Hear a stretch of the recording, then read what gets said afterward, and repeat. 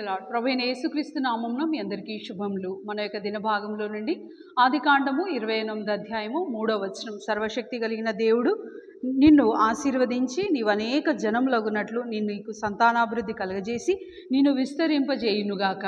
ఈ మాట ఇస్సాకు తన కుమారుడైన యాకోబును ఆశీర్వదించి హారానుకు ప్రయాణం కాకన ముందు ఆశీర్వదించి పంపించిన వచనంగా కనబడతా ఉంది. ఈ ఆశీర్వాదం పొందకన ముందు మనం చూసుకున్నట్లయితే తన సహోదరుడి యొక్క జన్మ హక్కుని తన తండ్రి నుంచి వచ్చే ఆశీర్వాదం కొరకు కొన్ని మోస పద్ధతులను సహకరించిన వాడుగా ఉన్నాడు. ఆ మోసం ద్వారా తనకున్నది ప్రాణభయమే మిగిలిపోయింది.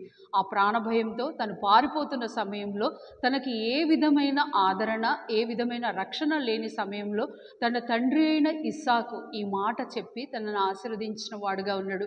అది మోసపరితమైంది అయినప్పటికీ అది దైవికమైన ప్రణాళికలుగా మనం చూడవచ్చు.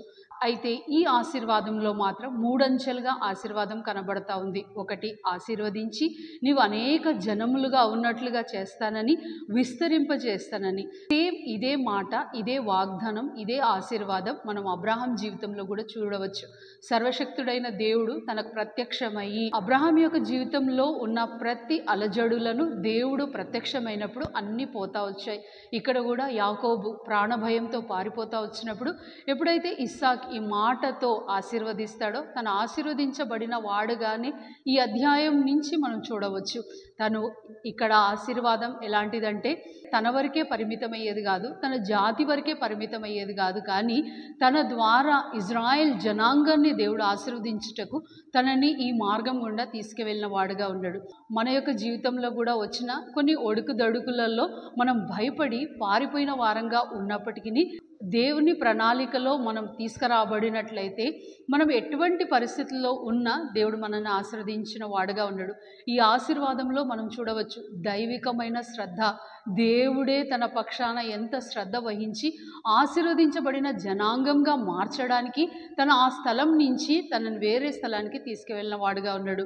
మనం వేరే స్థలంలో ఉన్నప్పటికీ ఒకవేళ మనం దైవికమైన ప్రణాళికలో ఉంటే దేవుడు తప్పనిసరిగా ఏ స్థలానికి వచ్చైనా దేవుడు మనల్ని ఆశీర్వదించగలడు.